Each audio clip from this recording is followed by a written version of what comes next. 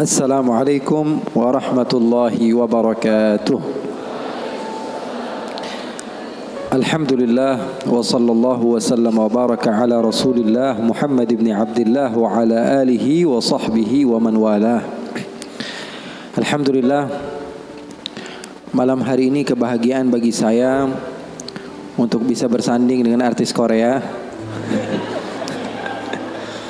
Alhamdulillah.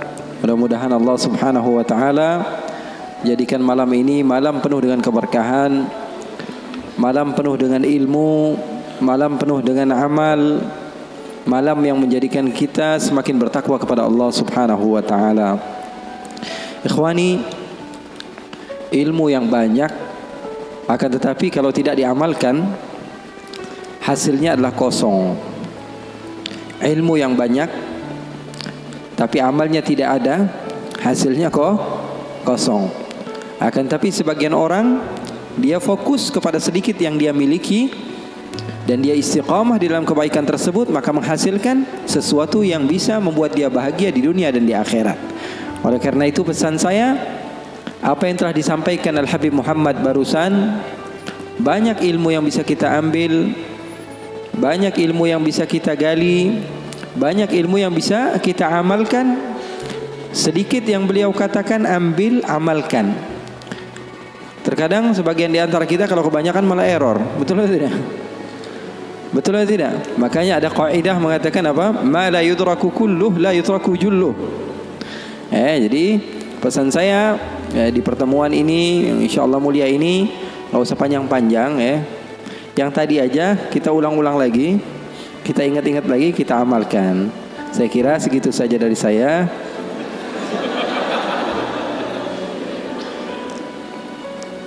Ikhwani wa akhwati yang dimuliakan oleh Allah subhanahu wa ta'ala, saya untuk ketiga kalinya ke Semarang. Saya bingung kenapa setiap bulan jadi saya ke Semarang ini. Tapi semangat sahabat-sahabat yang ada di Semarang luar biasa, menjadikan saya semakin bersemangat untuk berjumpa dengan kalian. Umumnya saya kalau hadir majelis-majelis lebih khusus, biasanya majelisnya habaib, majelis maulid, majelis zikir, biasanya diundang oleh orang-orang yang usianya di atas 40 tahun.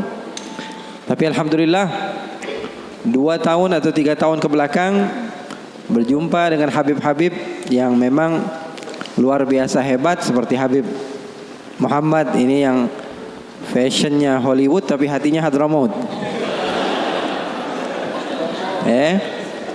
Nampak luarnya gaul tapi hatinya suci insyaallah. Doakan semoga Allah subhanahu wa ta'ala memberikan kepada kita murabbi-murabbi yang bisa membawa kita kepada apa? Kebahagiaan dunia dan akhirat. Karena hidup di dunia ini enggak melulu-melulu harus sedih. Berapa banyak orang yang sok khusyuk malah jadi orang bodoh. Berapa banyak orang yang sok khusyuk malah jadi gila. Betul atau tidak? Zikir terus dia kepada Allah, ibadah terus kepada Allah, tanpa didasari ilmu, ternyata ibadahnya salah, hasilnya kosong. Diceritakan bahwa ada orang yang beribadah sampai 40 tahun di dalam satu goa. Berapa tahun? 40 tahun dia beribadah. Sehingga salah seorang di antara ulama yang bernama Abdullah ibn al-Mubarak, dia mendatangi orang yang rajin ibadah tersebut untuk meminta doa. Karena kita harus husnudzan kepada siapapun, kita enggak boleh suudzan. Kita meminta doa kepada sahabat kita, siapa tahu doanya lebih diterima oleh Allah dibanding kita. Makanya boleh meminta doa kepada sahabat, meminta doa kepada orang yang menurut kita di bawah kita, meminta doa kepada, bahkan Rasulullah SAW mencontohkan di dalam hadis yang derajatnya sahih.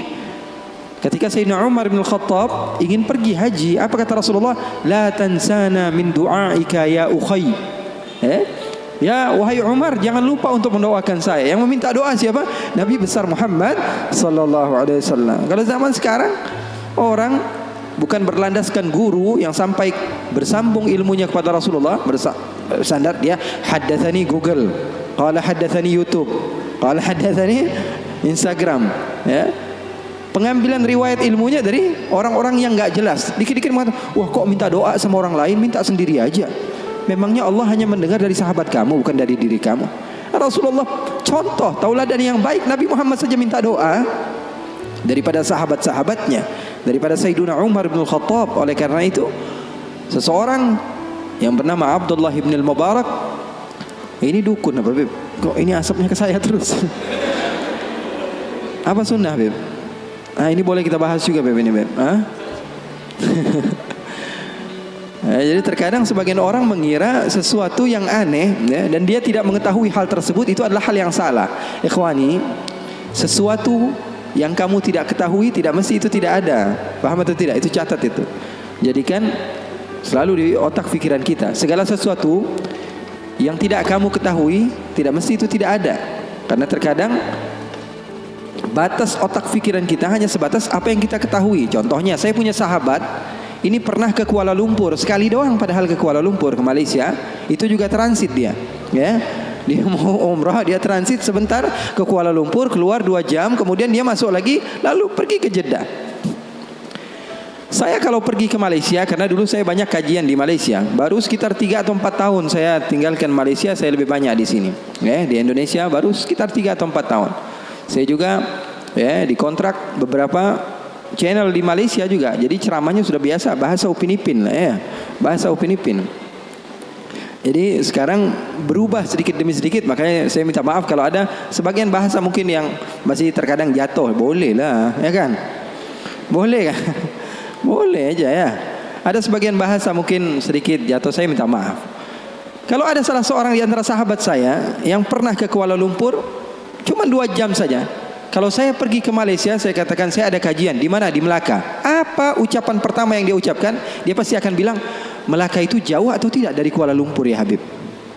Pasti itu yang dia katakan. Kenapa? Karena di otak dia tidak sampai ke Melaka. Bayangan yang ada di dalam pikirannya hanya apa? Hanya Kuala Lumpur. Begitu juga sahabat-sahabat mungkin yang pernah ke Jakarta. Kemana pernah? Oh, saya pernah ke Monas, Habib. Oke. Seumur hidup kamu ke Jakarta pernahnya ke Monas doang? Iya Habib, saya pernah ke Monas. Ketika saya mengatakan saya ada pengajian di mana? Di Tanah Abang. Jauh nggak kira-kira dari Monas? Itu pasti ucapan pertama dia. Kenapa? Karena otak dia hanya sebatas Monas. Saya bilang, wah saya habis belanja nih di Condet, beli gamis. Kalau Condet berapa kilo kira-kira Beb ya dari Monas? Pasti ucapan pertama kali apa? Sesuatu yang dia ketahui. Begitulah manusia. Oleh karena itu, saya ingin memesankan kepada kalian bahwa tidak semua itu yang kalian tidak ketahui itu tidak ada, ya. Seperti ini, Rasulullah SAW amatlah menyukai ini.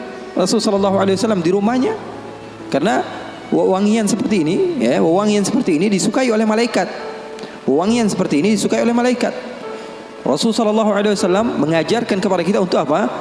Mengurusi, ya, kehidupan duniawi kita. Bahkan sahabat Rasulullah SAW bertanya ketika Rasulullah mengatakan, la yadkhulul jannata man kana fi qalbihi mithqala dzarratin min kibr. Kata Rasulullah, tidak akan masuk syurga orang yang di dalam hatinya ada sebiji zarrah daripada kesombongan. Maka sahabat bingung lalu mengatakan, innar rajula yuhibbu an yakuna na'lahu hasanan wa thawbahu hasanan. Ya Rasulullah, kami ini anak-anak yang ya kekinian lah ya Rasulullah. Pengen kalau pakai baju itu yang bagus, sendal yang bermerek. Sahabat begitu bilang sama Rasulullah, jujur.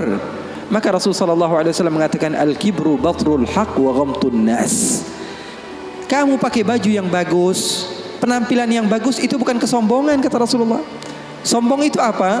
Sombong menurut definisi Rasulullah SAW adalah batrul haq. Dibilangin mana yang benar, dia nggak mau percaya. Wa ghamtun nas, dan ngomongin orang. Nggak pernah ngomongin diri sendiri. Yang dinilai selalu orang lain. Yang dinilai selalu orang lain. Jadi Rasulullah SAW sangat menganjurkan kepada sahabat-sahabatnya untuk senantiasa memakai wewangian. Bahkan kalau ada orang yang memiliki bau yang tidak bagus, masuk ke dalam masjid Rasulullah SAW, Rasulullah katakan, la yadkhulu masjidana hadha. Ada bau-bau bawang, kata Rasulullah SAW, jangan masuk ke masjid kami. Karena apa? Karena malaikat tidak suka kepada bau-bau yang seperti itu. Jadi nanti mungkin bakalan ada muhadarah khusus, nanti kita minta Habib Muhammad menjelaskan tentang bagaimana syama'il Rasul sallallahu alaihi wasallam, fizikal baginda Rasul sallallahu alaihi wasallam, kehidupan Rasul sallallahu alaihi wasallam secara duniawi di rumahnya, bagaimana ketika Rasul sallallahu alaihi wasallam memiliki wewangian. Rasulullah memiliki satu kotak, isinya apa? Macam-macam. Rasulullah bawa, kalau kita sekarang tas, di dalamnya isinya bermacam-macam. Rasulullah memiliki satu kotak, isinya apa? Sisir. Isinya apa? Isinya sisir. Rasulullah SAW menyisir. Isinya siwak. Isinya alat-alat kebersihan. Senantiasa dibawa oleh baginda Nabi Muhammad SAW. Sesuatu yang kita tidak ketahui itu tidak mesti tidak ada. Kitanya aja yang kurang piknik di dalam membaca. Gampang nyalahin orang lain. Rasulullah SAW bahkan di dalam riwayat, kalau Sayyiduna Uthman bin Affan datang mengetuk pintu, Assalamualaikum ya Rasulullah. Siapa di luar? Abu Bakar, masuk. Assalamualaikum ya Rasulullah. Siapa di luar? Umar, masuk. Kalau Sayyidina Uthman bin Affan yang masuk, kata Siti Aisyah, Assalamualaikum ya Rasulullah. Siapa di luar? Uthman.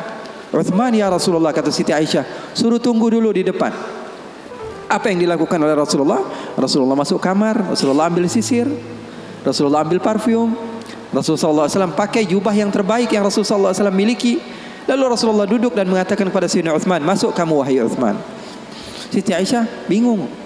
Ya Rasulullah, kok begini ya Rasulullah? Ayahku dibiasain aja, Sayyidina Umar dibiasain aja. Kok ketika Sayyidina Uthman masuk, kamu fashionnya berubah? Ada apa ya Rasulullah? Kata Rasulullah, Inna Uthman mustahi. Atau dalam riwayat yang lain, hayy, maluan. Sayyidina Uthman ini orangnya malu. Tastahi minhul malaikah. Bahkan malaikat saja malu sama Sayyidina Uthman bin Affan. Rasulullah SAW memperhatikan hal yang seperti itu. Enggak melulu orang yang soleh itu adalah orang yang berantakan, ya enggak. Karena orang yang berantakan justru dia fokus kepada dirinya sendiri, dia enggak mikirin orang lain. Kasihan kan, yang sholat di sampingnya pegangin hidung akhirnya. Enggak khusyuk gara-gara dia. Orang lain melihat agama Islam, agama yang kotor, menjijikkan, sehingga sebagian orang enggak mau masuk Islam. Kan dicontoh jadinya. Sayyidina Umar, Sayyidina Abu Bakar As-Siddiq didatangi seorang sahabat yang bernama Hanzalah. Kemudian Hanzalah tersebut menangis, datang ke Sayyidina Abu Bakar. Wahai Abu Bakar, wahai Abu Bakar, nafaqa Hanzalah. Hanzalah sudah munafik wahai Abu Bakar. Kenapa wahai Hanzalah? Kata Sayyidina Abu Bakar, aku sudah mendatangi beberapa sahabat, akan tapi aku yakin kau adalah sahabat terdekat Rasulullah. Saya mau curhat sama kamu wahai Abu Bakar. Kenapa kamu katakan kepada saya Hanzalah sudah menjadi orang yang munafik wahai Abu Bakar?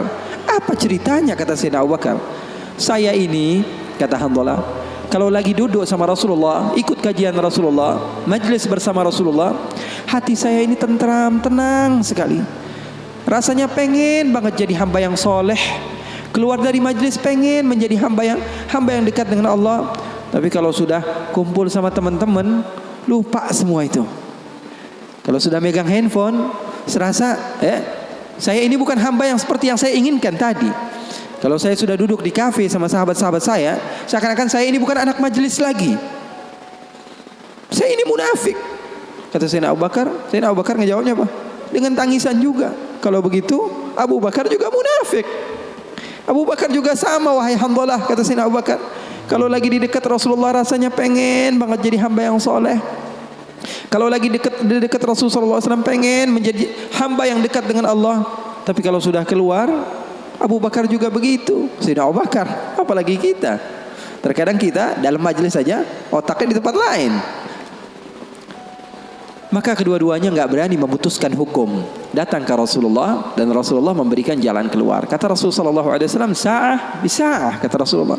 Wahai Abu Bakar, bolehlah kamu berikan kepada jiwa kamu, raga kamu, fikiran kamu untuk dunia sebentar, untuk berbahagia.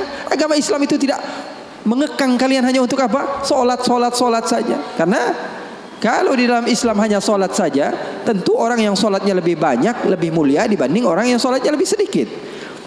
Saya akan katakan orang yang solat isya'nya 8 rakaat tentu lebih hebat dari orang yang solat isya'nya 4 rakaat. Betul atau tidak? Tapi agama Islam bukan dilihat daripada banyaknya. Tapi agama Islam dilihat daripada seseorang ikut akan perintah Allah dan menjauhi larangan-larangan Allah Subhanahu wa ta'ala. Agama Islam agama yang mudah. Mungkin saya pernah ceritakan kepada kalian, ada sahabat Nabi namanya Nuaiman. Siapa namanya? Nuaiman. Pernah atau tidak? Ada sebagian sahabat-sahabat mungkin pernah mendengar. Sahabat Nabi Nuaiman ini orangnya lucu.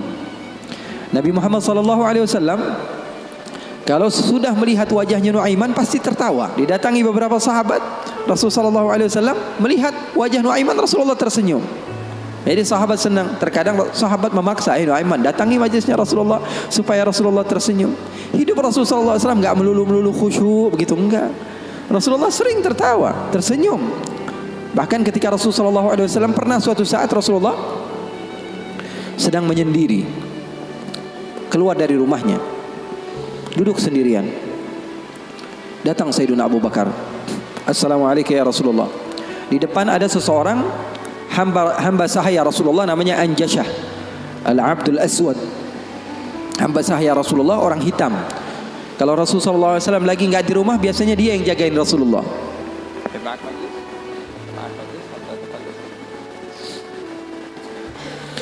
Siapa namanya? Anjashah, penjaga Rasulullah SAW. Maka Rasulullah SAW duduk ketika itu sendiri. Abu Bakar datang, izin, Anjashah boleh atau tidak saya masuk? Kata Rasulullah, siapapun mau masuk silahkan masuk. Masuk Sayyidina Abu Bakar. Sayyidina Abu Bakar ini nggak kuat. 1 jam saja pisah dari Rasulullah, dia pasti kacau hidupnya. Datang ke Rasulullah SAW duduk. Sayyidina Abu Bakar orangnya begitu, nggak berani. Ini paham bahasa Indonesia nggak nih? Paham ya? Saya kira karena sebagian orang, saya pernah ceramah di satu tempat di Banten, di pedalaman dusun. Saya ngomong bahasa Indonesia, saya kira paham semua orang. Pas selesai kajian sekitar 1,5 jam saya ngomong, tahu-taunya nggak ada yang paham bahasa Indonesia. Rasanya pengen apa itu? Paham bahasa Indonesia, paham ya? Paham. Maka Sayyidina Abu Bakar masuk ke rumah Rasul, ke tempat Rasulullah SAW. Ketika itu sedang duduk, Rasulullah diam. Sayyidina Abu Bakar orangnya ini nggak berani memulai omongan, berbeda dengan sahabat yang lain. Melihat Rasulullah dia diam saja. Beliau ini di antara syimahnya, di antara apa? Syama'ilnya, di antara sifat Sayyidina Abu Bakar yang disebutkan perawi bahwa Sayyidina Abu Bakar ini kalau Rasulullah tersenyum dia tersenyum. Kalau Rasulullah nangis dia nangis. Kalau Rasulullah bahagia dia bahagia. Pokoknya yang ada di dalam otaknya Rasulullah saja. Buktinya di dalam hijrah Nabi Muhammad SAW bertanya kepada Sayyidina Abu Bakar, ada air atau tidak? Rasulullah perjalanan beberapa hari, ada air atau tidak? Sayyidina Abu Bakar bergegas mencari air. Dapat sedikit, diberikan kepada Rasulullah SAW. Rasulullah minum. Lalu beliau mengatakan, fasyariban nabiyyu wartawaitu ana. Katanya Rasulullah yang minum, tapi yang lepas dahaga saya. Sallu ala nabi. Itu yang namanya cinta. Itu yang namanya cinta. Yang minum Rasulullah, tapi yang lepas dahaga siapa? Sayyidina Abu Bakar As-Siddiq. Maka Sayyidina Abu Bakar duduk diam.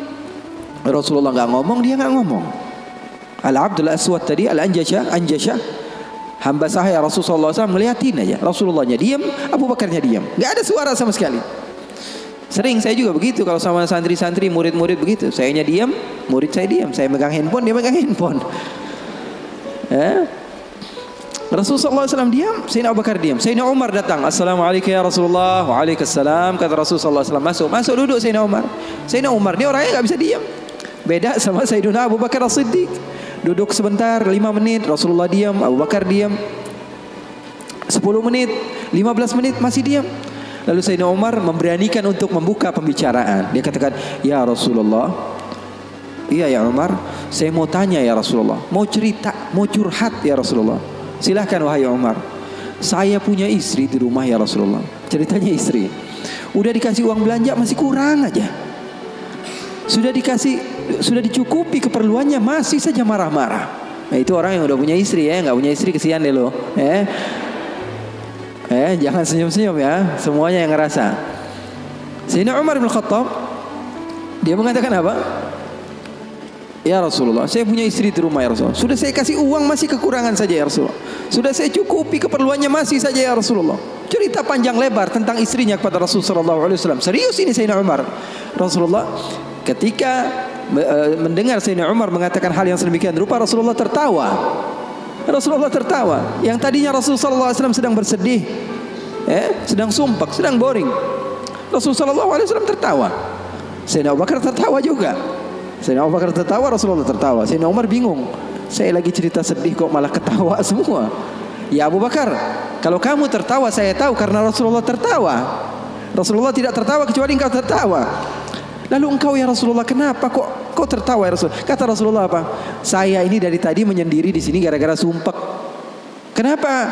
Wahai Umar, sama seperti kalian. Sebabnya siapa? 2 anak kalian, kata Rasulullah SAW. Faham atau tidak? Sayyidina Umar cerita panjang lebar tentang istrinya. Kata Rasulullah SAW, saya juga datang ke sini menyendiri, lari dari rumah. Karena apa? Karena ulah anak 2 kalian. Karena Rasulullah SAW memiliki istri Sayyidatuna Aisyah dan Sayyidatuna Hafsah, putri Sayyidina Umar. Jadi begitu. Yang namanya suami sekelas Rasulullah SAW saja digituin, apalagi ente. Apalagi kita sekelas Rasulullah SAW saja mendapatkan cobaan dari Allah Subhanahu wa taala begitu. Ini sebagian sahabat akhwat bilang sama saya, Habib, saya ini enggak bakalan bisa jadi hamba yang solehah. Kenapa? Saya dulu sering ikut kajian Habib, tapi setelah saya menikah, saya dikekang oleh suami saya Habib. Susah mau ngapa-ngapain. Dia sholatnya malas, ibadahnya malas, zikirnya malas. Kalau saya nggak jadi solehah, yang tanggung jawab kan suami saya Habib ya. Saya katakan kepadanya, itu kejadian benar. Iya betul ya Habib, dia bilang. Suami saya itu tidak mendidik ya Habib. Bagaimana? Saya bilang, ada seseorang yang mulia yang solehah bernama Siti Asia. Tahu Siti Asia? Tahu Siti Asia? Itu mulia dan dimuliakan Al-Quran, dimuliakan Rasulullah. Bahkan beliau termasuk wanita terbaik menurut agama Islam. Kamu tahu siapa suaminya? Fir'aun. Saya bilang, suami kamu nggak Fir'aun amat. Betul atau tidak? Suami kamu nggak Fir'aun amat. Kamu masih bisa untuk menjadi orang seperti Siti Asia. Jadi intinya apa? Intinya di dalam kekeluargaan itu kita saling melengkapi. Pasti bakalan ada musibah, pasti bakalan ada cobaan. Nabi Muhammad SAW saja, dalam riwayat bersama Sayyidatuna Aisyah, Sayyidatuna Aisyah pernah cemburu sama Rasulullah SAW. Waktu itu Sayyidatuna Aisyah sedang belajar masak. Setelah masak Siti Aisyah, Rasulullah SAW disiapkan di hadapan Rasulullah beberapa roti begitu ya. Ada maroknya, ada kuahnya. Siti Aisyah sedang masak. Setelah masak, Sayyidatuna Aisyah sedang serius-seriusnya masak ini. Umurnya ketika itu sekitar 14 atau 15 tahun. Baru gede, lagi semangat-semangatnya membahagiakan suaminya. Karena Siti Aisyah, Rasulullah wafat usianya baru 18 tahun. Sementara putri Rasulullah Siti Fatimah usianya berapa? 30 tahun. Masak Sayyidatuna Aisyah. Ketika sedang masak, ada yang mengetuk pintu rumah Rasulullah. Assalamualaikum ya Rasulullah. Ternyata jariyah, hamba sahaya, perempuan yang membawa apa? Membawa lauk, membawa kuah, yang membawa marok. Kata Rasulullah, siapa di luar? Saya hamba sahayanya Ummu Salamah. Ya, Rasulullah punya istri juga namanya Ummu Salamah. Rasulullah punya istri itu memiliki kelebihan masing-masing. Ummu Salamah itu terkenal pintar masaknya. Jadi bawa lauk untuk Rasulullah SAW yang ketika itu di dalam rumahnya Siti Aisyah yang sedang belajar masak. Ini gimana caranya saya supaya apa? Membahagiakan suami saya. Lagi asik-asik masak, tiba-tiba ada makanan yang enak datang. Kira-kira Rasulullah makan yang mana? Kira-kira Rasulullah makan yang mana? Ini kesukaan Rasulullah, favorit Rasulullah. Datang dari rumah seorang istri Rasulullah. Siti Aisyah yang sedang masak tiba-tiba datang ke tempat hamba sahaya tersebut, mengatakan, ini datang dari mana? Dari Ummu Salamah. Apa yang dibawa? Marok untuk Rasulullah SAW, kuah daripada masakan Ummu Salamah, kesukaan Rasulullah. Wahai Aisyah, apa kata Siti Aisyah? Kamu bawa pulang nggak? Kalau nggak saya pecahin piringnya.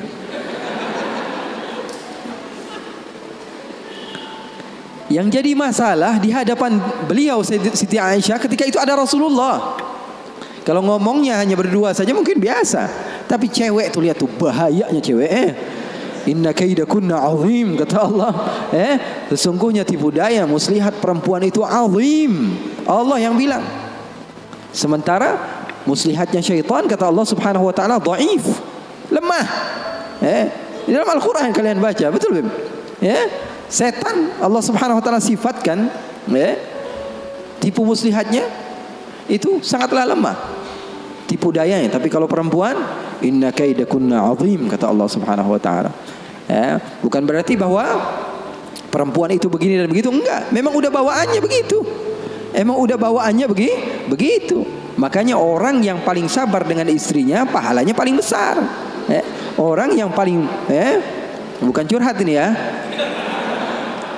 Orang yang paling sabar dengan istrinya pahalanya besar di sisi Allah. Bahkan ada seorang wali di negeri Hadramaut ditanya, kenapa kamu bisa soleh seperti ini? Kamu mendapatkan maqam yang tinggi di sisi Allah. Kenapa? Karena sabarnya dia sama istrinya. Setiap hari diomelin sama bininya, setiap hari diomelin sama istrinya. Maka Siti Aisyah mengatakan, kamu bawa pulang atau tidak? Kalau tidak saya pecahkan di sini juga. Bingung ini, hamba sahaya pulang diomelin istri Rasul, nggak pulang diomelin istri Rasul. Nggak enak kan? Jadi begitu. Kalau dia pulang diomelin Ummu Salamah, nggak pulang diomelin Siti Aisyah. Akhirnya galau dia, diam aja di situ. Rasulullah ngeliatin, ini mau ngapain ini Aisyah ini? Ternyata benar, diambil sama Siti Aisyah dan dilempar makanan tersebut di hadapan Rasulullah. Maka takut itu hamba sahaya dan dia pun pulang. Siti Aisyah mengatakan, ya Rasulullah, enggak lauk di sini, enggak lauk dari situ. Maksudnya apa? Enggak ada lauk. Sekarang makan siang enggak ada lauk. Ini enggak, itu enggak, kata Rasulullah. Kata Siti Aisyah. Siti Aisyah pergi. Lalu Rasulullah SAW menunjukkan kepada kita akan arti cinta. Sahabat saya bertanya, apa arti cinta? Ketika Rasulullah SAW mengambil sisa-sisa makanan tersebut dan tertawa, lalu mengatakan, gharat ummukum, ibu kalian sedang cemburu, pergi jangan mendekat, kata Rasulullah Sallallahu Alaihi Wasallam. Jadi hal yang seperti itu ada di zaman Rasulullah SAW, di kehidupan baginda Rasulullah SAW. Bahkan pernah Siti Aisyah, ini kenapa cerita suami istri terus ya? Padahal saya mau cerita tentang hamba yang soleh tadi, tapi nggak apa-apa lah. Siti Aisyah pernah suatu saat ada masalah sama Rasulullah. Terus dia bilang, ya Rasulullah, kamu yang bersalah. Kata Rasulullah SAW, kita selesaikan masalahnya, wahai Aisyah, dengan baik-baik. Bagaimana jalan keluarnya? Kata Siti Aisyah, panggil salah seorang di antara sahabatmu yang menjadi hakim, menengahi antara kita berdua. Kata Rasulullah, oke, saya panggil Umar. Enggak, Umar terlalu keras, kata Siti Aisyah. Beliau yang menentukan. Rasulullah begitu cinta kepada istrinya Siti Aisyah, sampai Rasulullah tahu. Di dalam Bukhari, Rasulullah SAW mengatakan kepada Siti Aisyah, wahai Aisyah, aku tahu kapan kamu marah, kapan kamu tidak marah. Kapan ya Rasulullah? Kata Siti Aisyah, kata Rasulullah, ketika kamu bersumpah, wa Rabbi Ibrahim, demi Tuhannya Nabi Ibrahim, berarti kamu tidak sedang mau menyebut namaku, kamu berarti lagi marah. Tapi kalau lagi kamu berbahagia denganku dan senang kepadaku, kamu akan mengatakan wa Rabbi Muhammad, demi Tuhannya Nabi Muhammad Sallallahu Alaihi Wasallam. Maka Sayyidina Umar, kata Rasulullah, kata Sayyidatuna Aisyah, enggak mau. Sayyidina Umar terlalu tegas. Kita panggil Uthman. Uthman nanti lebih membela kamu ya Rasulullah. Dia orangnya maluan, pemalu.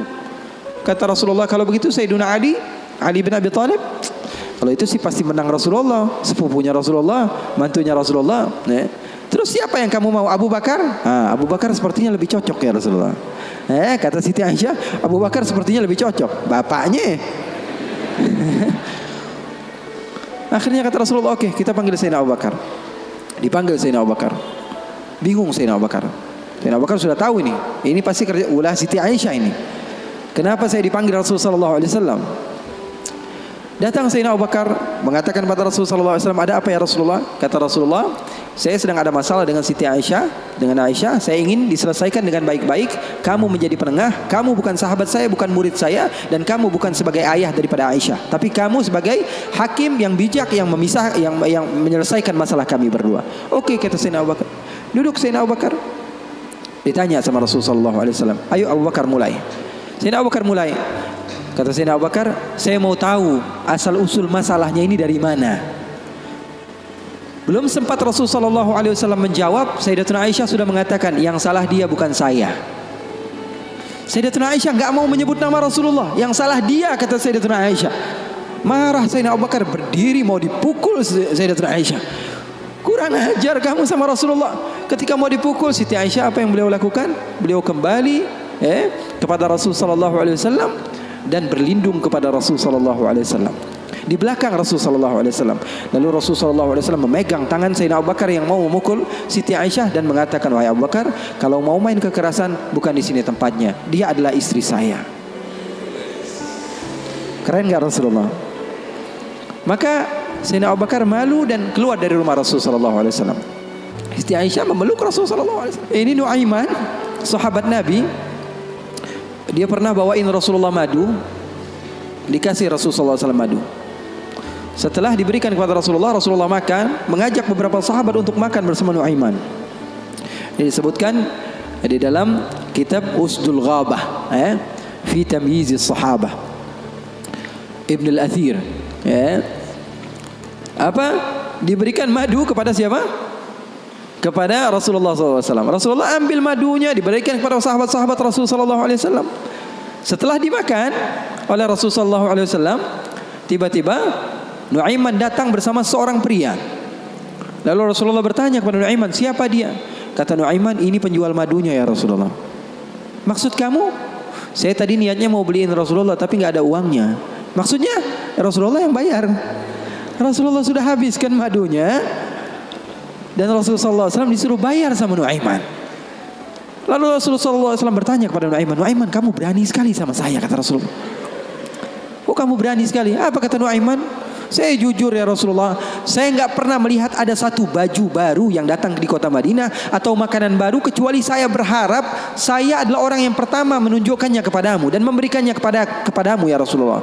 Wah, bagus itu. Masalahnya cuma satu ya Rasulullah, nggak punya fulus, nggak punya uang ya Rasulullah. Masalahnya saya semua. Nah, begitulah Nuaiman. Kisah hidupnya luar biasa, membuat Rasulullah SAW bahagia. Orang yang seperti itu, kalau kita yang jadi seperti itu, mungkin kita adalah orang yang pertama kali masuk neraka. Kurang ajar sama Rasulullah. Tapi terkadang ada sebagian orang yang melakukan keburukan, tapi kalau dicintai oleh Allah, keburukannya menjadi kebaikan. Orang, kalau kamu cinta kepadanya, apapun yang dia lakukan, keburukan sekalipun, di mata kamu dia melakukan hal yang indah. Itu rasio loh. Seorang bapak atau ibu, anaknya padahal biasa-biasa aja, nggak ganteng-ganteng amat, setiap hari dibilang, waduh cakep banget anak saya, foto dia melulu di Instagram. Betul atau tidak? Padahal orang lain melihatnya biasa aja ini anak, tapi bagi dia, di mata orang tua, anaknya adalah hal yang terindah baginya. Begitu juga ketika anaknya salah, di mata orang tua terkadang dia melihat anaknya nggak salah, yang salah orang lain. Kenapa? Karena matanya sudah cinta kepada anaknya tersebut. Jadi bisa dimaklumi. Terkadang ada sebagian orang yang dia melakukan amaliyah yang buruk. Amaliyah buruk, jelas-jelasan. Tapi Allah cinta kepada hamba tersebut. Apa yang dia dapatkan? Dia dapatkan ridhonya Allah. Kita yang suudzon dapat apa? Dapat keburukan. Bareng-bareng sama saya kaji Al-Quran. Bagaimana Nabi Musa berdoa. Allah katakan, falamma akhadathum ar-rajfah, tatkala Nabi Musa didatangi musim paceklik, enggak ada air sama sekali. Nabi Musa berdoa. Apa doa Nabi Musa? Qala rabbi law syi'ta ahlaktahum min qablu wa iyyai. Ya Allah, kenapa enggak dikasih air sih? Law syi'ta ahlaktahum min qablu wa iyyai. Kalau mau hancurin sekalian, jangan airnya doang ya. Marah-marah sama Allah. Kalau mau hancurkan sekalian semuanya. Atuhlikuna bima fa'ala as-sufaha'u minna? Ya Allah, kenapa engkau menghancurkan kami atau menahan air dari kami hanya karena beberapa orang oknum saja daripada hambamu yang berada bersama kami yang melakukan kesalahan? Kenapa kami semua yang kena imbasnya? Marah-marah sama Allah. Kemudian Nabi Musa mengatakan, in hiya illa fitnatuk. Balik-baliknya semua fitnah datangnya darimu ya Allah, bukan dari kami. Kalau yang doa kita, mungkin kita sudah menjadi orang yang kufur pertama kali, marah-marah sama Allah. Tapi yang berdoa orang yang dekat kepada Allah, hasilnya apa? Hasilnya Allah memberikan kebaikan. Makanya poin di sini yang saya ingin sampaikan kepada kalian, terkadang orang lain melakukan maksiat, kita jelas-jelasan melihat dia maksiat, kemudian kita menghinakan dia, sementara dia di mata Allah adalah orang yang baik. Kita semakin jauh, dia semakin dekat. Itu hasilnya. Makanya ulama-ulama kalian, para habaib-habaib kalian mengajarkan kepada kalian apa? Untuk menutup mata kalian daripada kesalahan orang lain. Fokus saja sama diri sendiri. Terus saya mendengar, mengikuti kajian-kajian Habib Muhammad, habaib-habaib yang lain, Habib Muhammad bin Anis yang sering ke sini, ustadz-ustadz yang sering bersama Habib Muhammad. Saya tahu mengajarkan kepada kalian untuk persatuan, untuk bareng-bareng. Kenapa? Karena orang kalau dia menganggap orang lain buruk, sementara orang yang dianggap buruk tersebut di sisi Allah adalah hamba yang dekat dengan Allah, maka kita kena imbasnya. Kita dapat dosanya. Di akhir mungkin waktunya sudah malam. Habib Muhammad juga, kita ada janjian sama Habib Muhammad ini sebenarnya sampai subuh.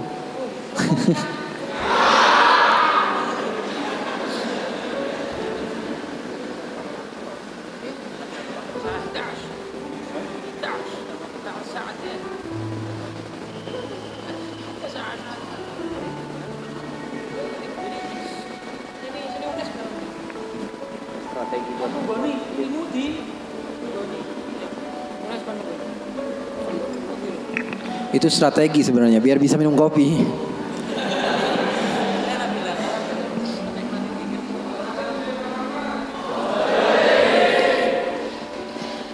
Jadi sahabat Nabi tadi Nuaiman pernah suatu waktu dia di zaman Rasulullah SAW sudah meninggal. Rasulullah SAW sudah intaqala ila rafiqil a'la. Bahasa meninggal sepertinya kurang pas buat Rasulullah SAW. Rasulullah SAW berpindah kepada alam yang lain. Datang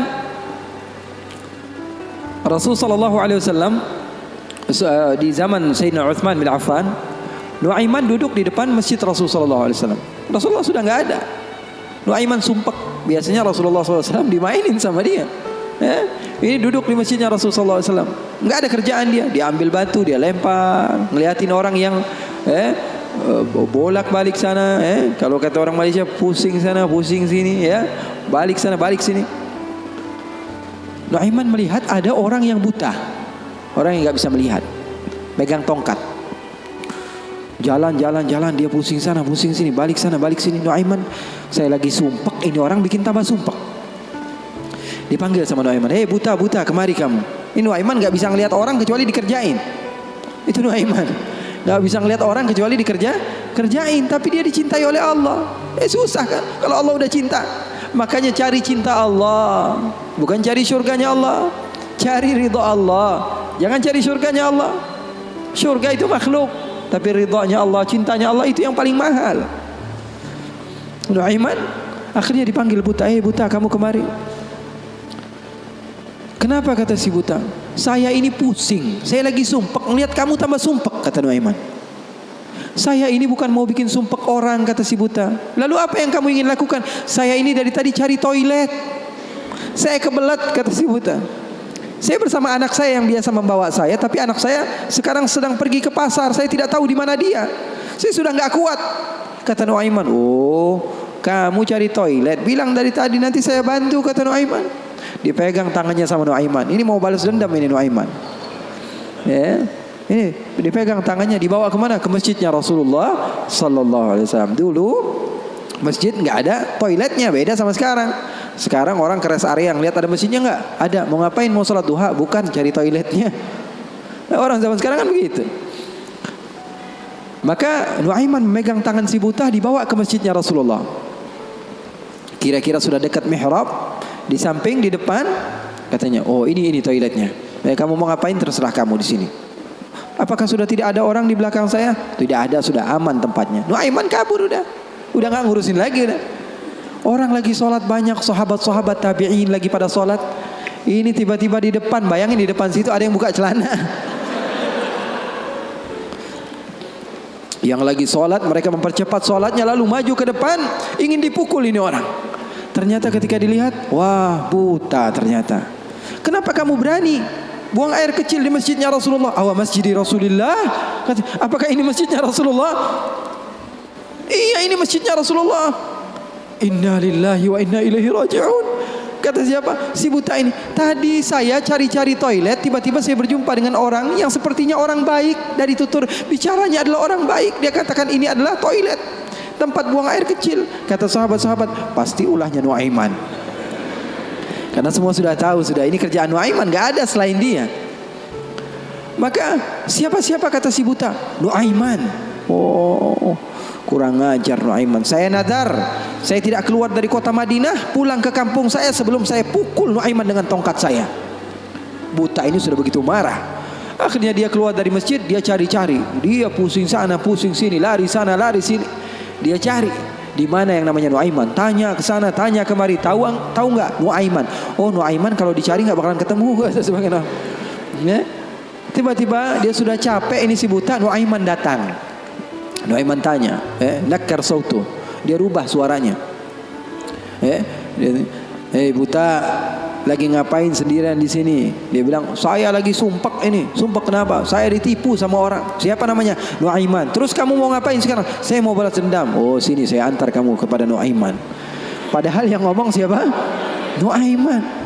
Ini bukan cerita-cerita saya yang bikin loh, bukan. Ada riwayatnya. Maka Nuaiman memegang tangan si buta, dibawa lagi kemana? Dia bohongi, dia tipu. Dia ajak keliling-keliling dulu, seakan-akan tempatnya sudah jauh. Selepas itu dia bawa ke masjidnya lagi. Dibawa lagi ke masjidnya Rasulullah SAW.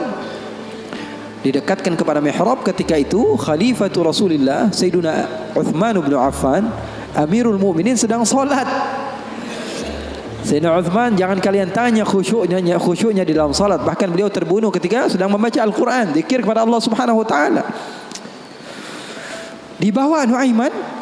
Dibawa oleh Nuaiman si buta dengan tongkatnya, disuruh pegang-pegang. Di mihrab ada orang nggak? Ada. Itu tuh Nuaiman itu, dia pura-pura soleh itu, dia habis nipu kamu, dia pura-pura sholat katanya. Oh, ini Nuaiman. Iya. Akhirnya Nuaiman pergi.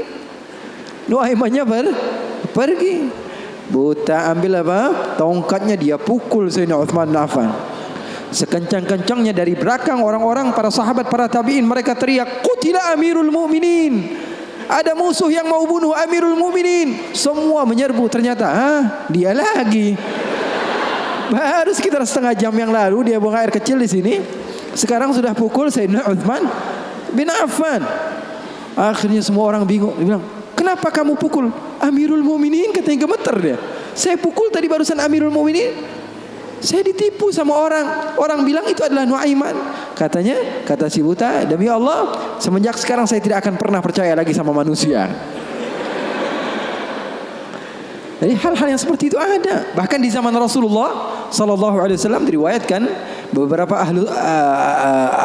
ashabus sunan, mereka meriwayatkan Nuaiman ini pernah di zaman Rasul loh, di zaman Rasul. Terusin ya. Penyemangat Habib Muhammad. Tapi dia curang. Di tempat saya cuma berbicara 10 menit aja. Kalau ceramah di tempat saya hanya 10 menit. Saya sudah setengah jam lebih nih. Hampir sejam. Double ini, Beb.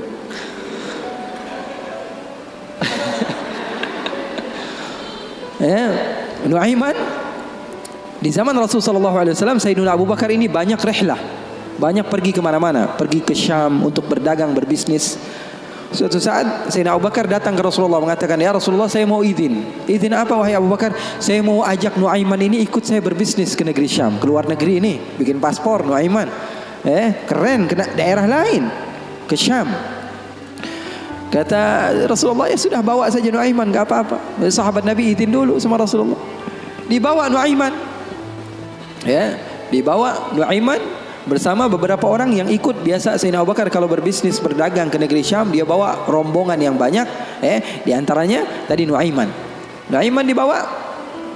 Sesampainya di negeri Syam, semua dibagi tugasnya oleh Sayyidina Abu Bakar. Kamu berdagang, kamu membeli, fulan bin fulan, semuanya mendapat apa? Tugas dari Sayyidina Abu Bakar. Ada seseorang di antara sahabat Sayyidina Abu Bakar, namanya Huwaitib. Namanya siapa? Huwaitib. Ini orangnya polos. Orangnya polos banget. Kata Sayyidina Abu Bakar, kamu seperti biasa wahai Huwaitib. Apa kerjaan kamu? Pekerjaan kamu jaga makanan. Kalau saya minta makan, kamu kasih. Kalau saya belum datang, maka jangan beri makanan. Nuaiman tanya, saya kerjaannya apa wahai Abu Bakar? Kamu mau ngapain terserah kamu wahai Nuaiman. Yang penting kamu hadir bersama-sama. Rasulullah SAW dan sahabatnya itu manhaj mereka, nggak melulu serius aja. Kalau kalian dapatkan guru-guru kalian mengajak sedikit bercanda kepada kalian atau berlaku asik kepada kalian, itu manhaj Rasulullah SAW di dalam menggapai hati seseorang sehingga dia mau untuk mendekati agama Islam. Ini enggak, dikit-dikit matanya melotot, melihat ke kanan bilang sesat, ngelihat ke kiri dibilang sesat, ini orang salah, ini orang enggak betul, ini orang enggak baik. Enggak, Rasulullah enggak begitu. Rasulullah SAW penuh dengan kebijakan. Enggak juga Rasulullah SAW ngegampangin. Wah ini boleh, yang ini boleh, yang ini boleh, semuanya boleh. Enggak juga, ada batas-batasannya. Makanya kalian beruntung di dalam satu manhaj, la ifrat wa la tafrid, enggak berlebih-lebihan, enggak kekurang-kurangan. Ya, maka Nuaiman bertanya kepada Sayyidina Abu Bakar, kerjaan saya apa? Pekerjaan kamu terserah, mau ngapain aja. Sayyidina Abu Bakar pergi berbisnis, Nuaiman enggak ada kerjaan, akhirnya lapar. Dia datang kepada Huwaitib, mengatakan kepada dia, Tib, saya sudah lapar nih, saya pengen makan nih, berikan kepada saya makanan. Kata Huwaitib, dia mengatakan, wahai Nuaiman, sekarang belum waktunya makan, kita tunggu Abu Bakar sekitar sejam 2 jam lagi dia datang, baru saya akan berikan makan. Ini kan amanat dari Sayyidina Abu Bakar, sahabat Nabi, ini orangnya polos banget ini, sahabatnya Sayyidina Abu Bakar. Akhirnya Nuaiman bilang, saya sudah lapar, saya nggak bakalan kuat nunggu Abu Bakar. Ini orangnya aneh, yang ini orangnya polos. Yang satu bilang, wah enggak, saya takut dibilang enggak amanah. Oh kamu berani melawan saya, kata Nuaiman. Lalu melunak ini Huwaitib, dia bilang, tolonglah Nuaiman, jangan jahat sama saya. Kalau Rasulullah saja bisa kamu kerjain, apalagi saya. Tolonglah katanya, jangan macam-macam. Kata Nuaiman, kamu berikan makanan, kalau tidak saya bikin masalah sama kamu. Ngancam Nuaiman. Akhirnya dia mengatakan, waduh gimana ini? Ini amanat dari Abu Bakar. Sudah terserah kamu. Yang terpenting saya tidak akan berikan makanan sehingga Abu Bakar datang. Kamu mau ngapain terserah kamu.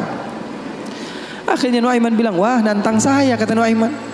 Apa yang dilakukan Nuaiman? Nuaiman pergi ke pasar. Dia cari tempat penjualan hamba sahaya. Dia lihat, wah ini hamba sahaya jual. Berapa harganya? 300 dirham. Yang ini berapa? 300 dirham. Yang ini berapa? 300 dirham. Wah, dia bilang, mahal-mahal ya hamba sahaya di sini, kata. Loh, memangnya kenapa? Saya punya hamba sahaya, saya mau jual 100 dirham saja, kata. Apa kata Nuaiman? Saya punya hamba sahaya, saya mau jual 100 dirham saja. Wah, murah sekali hamba sahaya kamu. Iya, cuma dia punya kekurangan. Kekurangannya apa? Kalau kalian tangkap, dia bakalan bilang, saya bukan hamba sahaya, saya orang bebas. Saya bukan hamba saya orang bebas. Wah, kata orang-orang, saya mah nggak perlu sama bacotnya, yang penting kerjanya. Dia mau ngomong apa terserah, yang terpenting dia mau kerja. Oh kalau begitu deal, saya jual hamba sahaya saya, dapat uang 100 dirham nih, uang yang banyak. Kemudian didatangi Huwaitib, kemudian dikatakan, wah itu tuh hamba sahaya saya. Ditangkaplah Huwaitib, teriak-teriak dia, saya bukan hamba sahaya, saya orang merdeka. Kata yang beli, kami udah tahu ini kekurangan kamu. Nuaiman tuh cerdasnya, pinter otaknya. Akhirnya dibawalah ini orang ke pasar dan dijual di pasar. Itu sahabat Nabi padahal dimainkan sama Nuaiman. Nuaiman ambil uangnya, dia beli makanan, beli baju, belanja dia, shopping akhirnya. Dia beli peralatan segala macam, dia pulang akhirnya. Sayyidina Abu Bakar tanya, mana ini Huwaitib, katanya. Mana kok nggak ngasih makanan sama sekali? Di mana dia pergi? Kata Nuaiman, udah aneh jual. Jujur lagi dia, udah di mana ente jual? Salah sendiri katanya. Saya minta makan nggak dikasih makan, akhirnya jual. Ketawa Sayyidina Abu Bakar. Di mana kamu jual? Ayo kita pergi ke dia. Dicari di pasar, ternyata Huwaitib masih berada di satu tempat, di situ dia dijual. Untung belum dibeli orang itu. Berapa kalau udah dibeli orang lain kan? Sayyidina Abu Bakar bilang, ini berapa harganya? 300 dirham. Dibayar sama Sayyidina Abu Bakar langsung. Dibayar sama Sayyidina Abu Bakar. Akhirnya dibawa pulang ke kota Madinah. Sayyidina Abu Bakar menceritakannya kepada Rasulullah SAW. Rasulullah tertawa sejadi-jadinya, katanya, hatta badat nawajiduhu, sampai katanya gigi geraham Rasulullah kelihatan, katanya. Saking Rasulullah tertawa sejadi-jadinya ketika mendengar kisah antara Nuaiman tersebut. Katanya halal haul, kata perawinya, sampai 1 tahun berlalu kisah Rasulullah pasti tetap tentang Nuaiman ngejual sahabatnya yang lain. Rasulullah SAW hidupnya asik. Rasulullah SAW hidupnya seru. Oleh karena itu, yang terpenting apa? Ilmu walaupun sedikit tapi amal. Ilmu walaupun sedikit tapi amal. Oke, nggak apa-apa, asik-asikan di dalam kehidupan dunia kita, nggak apa-apa. Yang terpenting apa? Berlandaskan ilmu. Amal itu berlandaskan ilmu. Abdullah bin Mubarak tadi, dia datang ke goa, berjumpa dengan seseorang yang sudah beribadah selama 40 tahun. Abdullah bin Mubarak bilang, wahai Syekh, doakan saya, kamu adalah orang yang soleh, orang yang dekat dengan Allah, doakan supaya saya dekat kepada Allah Subhanahu wa taala. Katanya, iya, baiklah, saya akan doakan kamu. Ini kata orang yang rajin ibadah tadi, 40 tahun dia beribadah. Didoakan oleh dia. Kemudian Abdullah bin Mubarak, ringkas cerita, izin pulang. Ketika pulang, Abdullah bin Mubarak melihat keanehan. Ini kok hamba Allah dia pakai gelang. Bukan pakai gelang, pakai kalung. Ini kok dia pakai kalung? Ketika diperhatikan sepertinya ada sesuatu di kalungnya. Ketika didekati ternyata apa? Dia pakai bangkai tikus. Jadi di sini dia pakai kalung, di bawahnya ada bangkai tikus. Na'udzubillah min dzalik. Ditanya sama Abdullah bin Mubarak, itu yang kamu pakai apa? Oh, ini ceritanya sudah lama katanya. Bagaimana ceritanya? 40 tahun yang lalu, ketika saya pertama kali datang ke tempat ini untuk beribadah hijrah kepada Allah. Saya mau hijrah nih. Saya tinggalkan kehidupan saya yang lalu. Saya duduk di tempat ini, saya beribadah. Saya rapikan tempat ini karena saya tahu tempat ini tempat makan saya, tempat tidur saya, tempat sholat saya. Ketika saya sedang merapikan, ternyata ada tikus. Akhirnya saya bunuh. Takut saya diganggu oleh tikus tersebut. Setelah saya bunuh, saya berpikir, saya beristikharah. Dia bilang istikharah lagi. Dia bilang, saya pikir saya datang ke tempat ini untuk beribadah kepada Allah, tapi kenapa saya mengganggu hambanya Allah? Maka setelah itu saya bernadar, saya tidak akan sholat kecuali membawa dia. Dia bilang, saya tidak akan sholat kecuali membawa dia. Dia bingung, Abdullah bin Mubarak, kamu tidak tahu bahwa bangkai ini adalah sesuatu yang najis? Sholat kamu bisa menjadi tidak sah. Jangankan ibadah sunnah kamu, ibadah wajib kamu saja perlu diqadha. Ibadah wajib kamu saja tidak sah. Bukan menjadi hamba Allah yang banyak ibadahnya, malah dia banyak dosanya dan memiliki tanggung jawab di sisi Allah. Kenapa?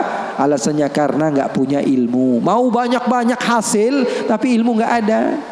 Itu namanya PA. Tahu nggak? Mau banyak hasil tapi ilmunya nggak ada. Banyak kerjanya tapi bukan berlandaskan ilmu, maka hasilnya juga kosong. Oleh karena itu pesan saya, kalau kumpul-kumpul sama habaib, sama ustadz-ustadz, sama siapapun orang-orang yang memiliki ilmu, ambil walaupun sedikit daripada ilmunya, amalkan. Itu saja dulu. Nanti jangan terlalu banyak, pengennya begini, pengennya begitu, pengennya langsung jadi wali. Jangan. Mencontoh gurunya ketika gurunya sudah jadi, itu kesalahan besar. Tuh, catat. Mencontoh guru ketika guru sudah jadi, itu kesalahan besar. Mencontoh guru itu ketika dia belajar, ketika dia berusaha. Nggak ada orang yang alim, orang yang sukses kecuali dulunya dia susah. Ini mau nyontoh yang udah kerennya doang. Gaya berjalannya, pengen mobilnya sama, handphonenya sama, semuanya pengen sama, penampilannya pengen sama. Nanti dulu. Kalau kamu di masa hijrah, kamu contoh ketika guru kamu sedang berusaha, dan insya Allah itu manfaat bagi kita semua. Waktu kita masih ada beberapa menit, insya Allah untuk doa, untuk Habib Muhammad doa.